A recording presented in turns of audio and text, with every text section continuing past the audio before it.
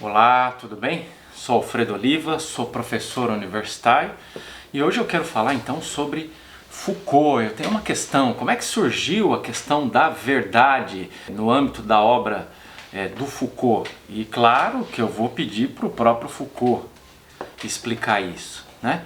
Então vamos lá, o Foucault é um filósofo francês que viveu entre 1926 e 1984.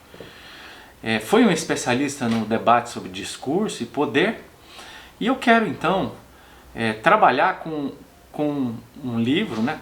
Tô gravando na verdade uma sequência, procurando esmiuçar todo esse livro, que é Discurso e Verdade, Conferência sobre a Coragem de Dizer Tudo. É uma edição argentina, né? Publicada em Buenos Aires, da século XXI. Uma publicação de 2017 que traz conferências proferidas pelo Foucault em Grenoble, em 1982, e Berkeley, em 1983. Ok?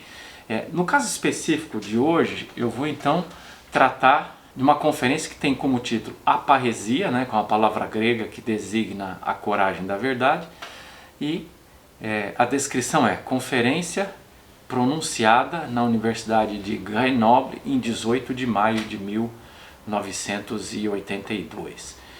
Muito bem, o Foucault está começando a sua exposição e a primeira coisa que ele vai fazer então nessa exposição, depois eu vou tratar de outros aspectos que tem nessa conferência, que é uma conferência longa e rica, mas ele começa discutindo sobre como é que a questão da verdade aparece no trabalho dele, né? Então, vamos lá, primeiro ele começa colocando o problema que diz mais ou menos isso, então, né? A questão dele é a seguinte, vou ler um trecho para poder ilustrar o que eu estou dizendo. Ó. No fundo, o que havia estudado desde faz muito tempo era a questão da obrigação de dizer a verdade, né? Então Foucault está começando dizendo, olha, a questão da verdade sempre foi uma questão que passou pela minha obra, ela atravessa todo o meu trabalho, todos os meus escritos, tudo aquilo que eu tenho feito nos últimos anos, né? Vamos lembrar que nós estamos no ano de 1982 e Foucault, a gente sabe, viveria apenas até o ano de 1984. Então já é um filósofo relativamente experiente, falando de toda a sua trajetória anterior, né? Ele diz que que é essa estrutura ética interna do dizer verdadeiro e qual o vínculo em virtude do qual, à margem das necessidades relacionadas com a estrutura ou a referência do discurso, em um momento dado alguém está obrigado a dizer a verdade. Então ele está um pouco sintetizando, né? Ou tentando criar uma síntese talvez um tanto quanto artificial, né? Mas é importante porque o próprio autor, olhando para o seu trabalho anterior, né? Ele está dizendo, olha, a grande questão com a qual eu me preocupei ao longo do meu trabalho é a questão da verdade. E a pergunta que eu vinha elaborando ao longo dos anos é quais são essas estruturas que fazem com que um sujeito, num dado momento, num dado contexto, ele seja obrigado a expressar a verdade. Então, e o Foucault vai então, a partir desse momento, começar a interpretar retrospectivamente a sua obra, dizendo, olha, eu comecei lá trabalhando com a prática médica, psiquiátrica, depois eu passei para as práticas judiciais, penais, depois eu passei pela questão da sexualidade, até então chegar neste ponto no qual eu me encontro agora, né? Mas ele está dizendo, olha, uma questão que eu persegui ao longo de todo o meu trabalho, em momentos diferentes, é indagar sobre como a questão da verdade, como estruturas são criadas, estruturas discursivas são criadas para que um determinado sujeito se constitua como um sujeito ético e ele então seja obrigado por alguém ou por ele mesmo a dizer a verdade.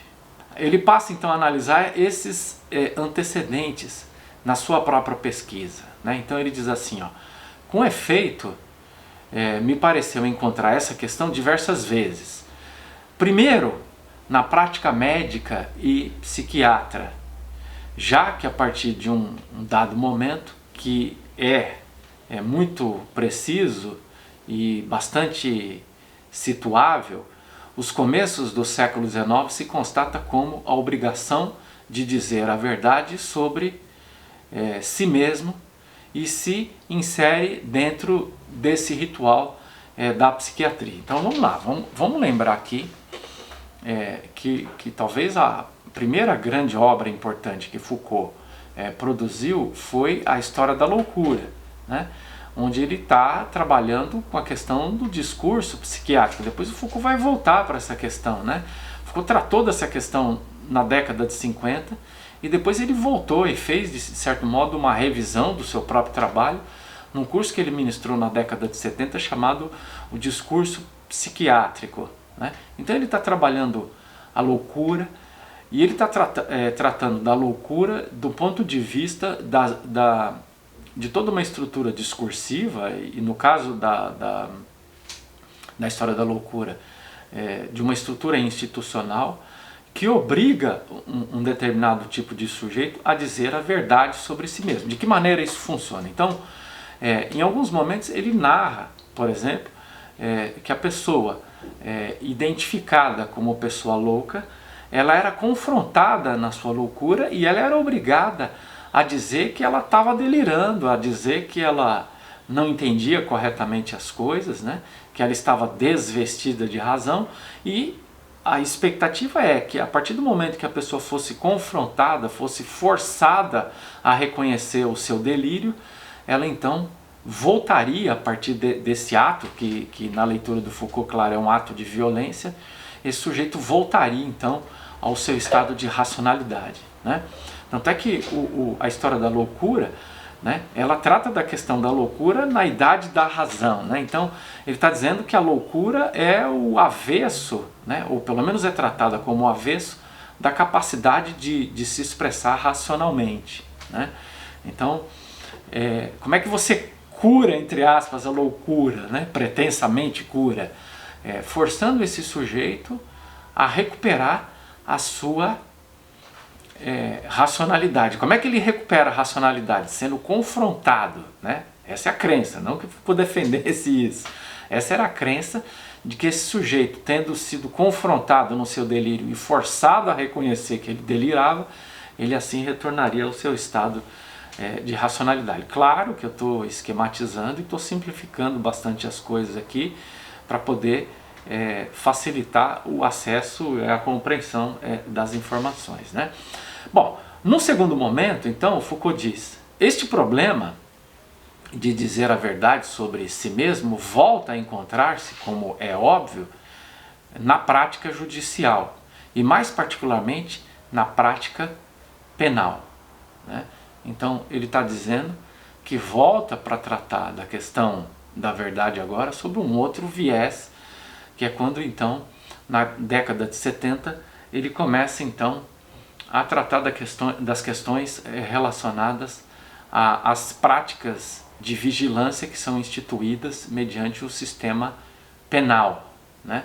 Então o Foucault começa, vamos lembrar que o grande livro da década de 70, né, é Vigiar e Punir. Ele vai falar sobre as práticas de punição do mundo antigo, medieval, início da modernidade, e mostra como há uma transformação das estratégias e estruturas de poder, passando por um sistema de vigilância, né? Vai se instituindo a sociedade de vigilância, a sociedade em que as pessoas são coagidas mediante o sistema de vigilância a se apresentarem tal como elas são, né? Para isso que serve a vigilância, né? Para flagrar o sujeito nas suas contradições, né?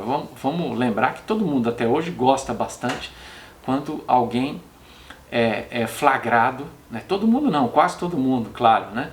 É flagrado então na sua contradição, né? Ela vem publicamente dizer algo, mas na vida particular ela está afirmando outra coisa, né? E o sistema de vigilância muitas vezes permite flagrar essa incoerência, essa contradição, né? Então o sistema judicial, né? O ordenamento jurídico, mas também o sistema penitenciário, o sistema de encarceramento, e o fato de você colocar pessoas sob vigilância, né? Essas pessoas então estão sujeitas ou estão forçadas a se defrontarem com a própria verdade, né? A ideia de que o sistema jurídico coage as pessoas a dizer o que de fato aconteceu, né? E vamos lembrar que um sistema jurídico é um sistema de embate entre acusação e defesa, em que se tenta extrair a verdade desse sujeito, ou se tenta extrair a verdade acerca daquilo que de fato aconteceu, né? Então, vamos dizer assim que a grande especulação que gira em torno de um processo jurídico, de uma forma agora um tanto quanto simplificada também, é chegar ao que de fato aconteceu, né? E a gente sabe que isso não é possível na maioria das vezes, ou nunca é possível, né? Existem versões diferentes, existem leituras diferentes, mas não existe verdade, né? Quer dizer, o Foucault, ao trazer diversas versões acerca de um mesmo fenômeno, ele tenta exatamente mostrar isso, né? Que não existe verdade, né? Que existe um perspectivismo, existem perspectivas, pontos de vista distintos, né? Então, talvez o caso paradigmático é o caso, né, que foi publicado, um dossiê que foi publicado sobre a forma de uma coletânea de discursos, né, cujo título era Eu, Pierre Rivière, que degolei meu pai, minha mãe e meu irmão, minha irmã, não lembro agora, um título bem longo, que é na verdade a história de um parricida, de uma pessoa que executou toda a sua família, e que o grande lance aí é o entrecruzamento de diversos discursos, né? O discurso jurídico, o discurso médico e o discurso produzido pelo próprio sujeito que está sendo acusado mediante um memorial que ele escreveu, e que ele começa com as palavras que vai dar nome a esse dossiê, né? Que depois é publicado na forma de livro, que começa: Eu, Pierre Rivière, que degolei meu pai, minha mãe, etc., querendo tornar conhecidos os motivos pelos quais eu fiz isso, resolvi escrever aqui. Aí ele vai escrever um texto longuíssimo, né? Sei lá, 50, 60 páginas, e vai dar a sua própria versão. E o que o Foucault faz é colecionar todas essas versões, né? Uma série de documentos do campo jurídico, uma série de documentos do campo médico, e a própria produção discursiva do sujeito acusado. E ele traz todos esses dados e, vamos dizer assim, coloca isso tudo sobre a mesa e diz: ó, é isso que se sabe. Ele não se posiciona, ele não afirma a veracidade desse ou daquele discurso, né? Embora esse sujeito seja coagido o tempo todo a dizer a verdade dele, vamos dizer assim, está em conflito com a verdade do sistema jurídico e do sistema do discurso médico, né? E por fim, diz o Foucault, e por último, dei como pela terceira vez em relação com os problemas da sexualidade, ou para ser mais exato, da concupiscência e da carne dentro do cristianismo. Ele está dizendo, então, o terceiro deslocamento temático que existe no âmbito da minha pesquisa anterior é para o campo da sexualidade, que o Foucault não está exatamente preocupado em estudar a sexualidade no sentido de estudar as práticas de desejo, né? Ou as práticas de realização do desejo, ou ele não entra nesse debate que talvez seja mais comum na atualidade sobre gênero, sobre identificação do sujeito, mas ele está preocupado em pensar a questão da sexualidade como um fenômeno que é fundamental para a construção dessa subjetividade, como componente fundamental de constituição da subjetividade, né? E ele diz que esse fenômeno emerge como, por exemplo, já nas práticas antigas de confissão, onde o sujeito era obrigado a dizer a verdade no âmbito do cristianismo acerca dos seus desejos sexuais, né? A ideia de carne é exatamente essa, a ideia de uma dimensão da humanidade que é desejante, né? E é necessário confessar então o seu desejo, dizer a verdade sobre o seu desejo, né? É para isso que existem as práticas de confissão. Então, ele está dizendo, tá vendo? Então é isso, eu quando estou tratando da questão da verdade, da parresia, né, que é a palavra grega, que ele investiga no âmbito do mundo antigo, ele está dizendo, olha, eu estou tratando da questão da verdade, porque parresia pode ser traduzido como coragem da verdade, coragem de dizer tudo. Ele está dizendo, eu só estou colocando mais uma pedra num edifício que está sendo edificado desde sempre no meu trabalho, que é uma investigação sobre a verdade. Eu vou mudando o foco, vou mudando o conjunto documental com o qual eu trabalho, vou deslocando os problemas, mas a questão da verdade é uma questão que está colocada o tempo todo no âmbito do meu trabalho.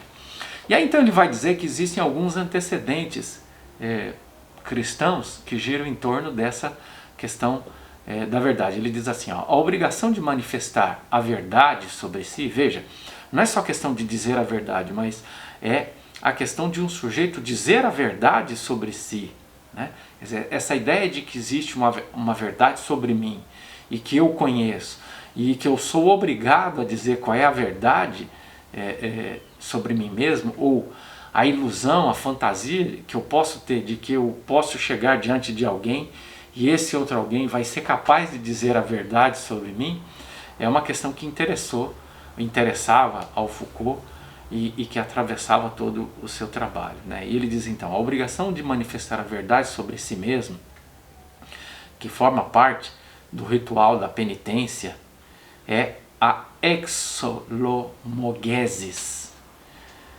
uma sorte de dramatização de si mesmo como pecador, que se realiza por meio da vestimenta, os jejuns, as provas, a exclusão da comunidade, a atitude de suplicante diante das portas da igreja e tantas outras coisas. Então ele está dizendo que essa expressão da verdade sobre si mesmo, ela está relacionada a um conjunto de práticas, de técnicas. Essa é outra questão que atravessa a obra do Foucault, que é muito importante a gente prestar atenção, porque o Foucault está preocupado sempre não só com aquilo que é dito, mas também com aquilo que é feito, né? Essa junção entre o dito e o feito, né? Essa ideia de que o discurso não tem apenas uma dimensão verbal, uma dimensão teórica, né? Mas o discurso também tem uma expressão prática. Então, quando estamos falando de um sujeito falar a verdade sobre si mesmo, há uma série de ritos, há uma série de ações simbólicas, e no caso aqui ele cita uma série de exemplos que eram utilizados no âmbito do cristianismo antigo, que ele coloca aqui como antecedentes cristãos, mas ele diz também existem antecedentes filosóficos, né? Ele diz assim, ó, essa agitação do espírito é o que vai ser restituído ao longo de um discurso em um princípio que em princípio é contínuo e que continuamente o sujeito deve expor ao seu diretor.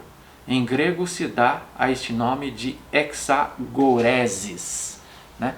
Então ele está dizendo, olha, essa prática que está presente no cristianismo, que tem antecedentes cristãos, né?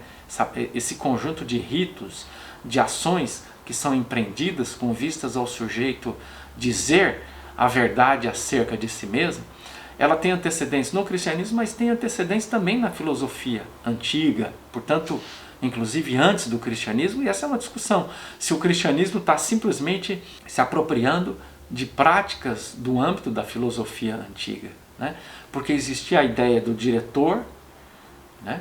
de um mestre, um diretor de consciência, um mestre filosófico, a figura do discípulo filosófico, e esse discípulo deveria chegar diante do seu mestre e dizer a verdade sobre si mesmo, dizer a verdade sobre o que ele sentia, sobre o que ele pensava, né?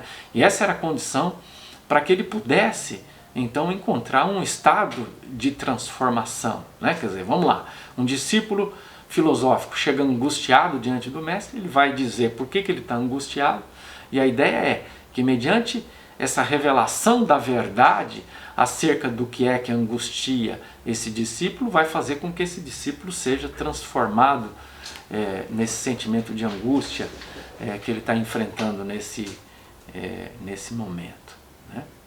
Então, ele está explorando essas técnicas no mundo antigo, né? É por isso que ele está um pouco explicando como é que ele chegou na questão da verdade.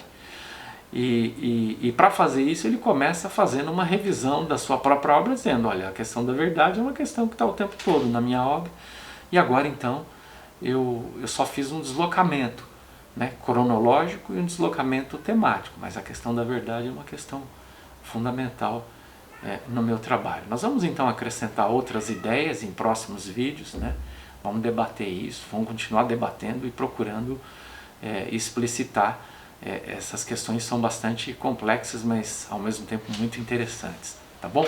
Continua me acompanhando aí, que a gente tem muito mais coisa para falar sobre esse tema. Um abraço e até o nosso próximo vídeo.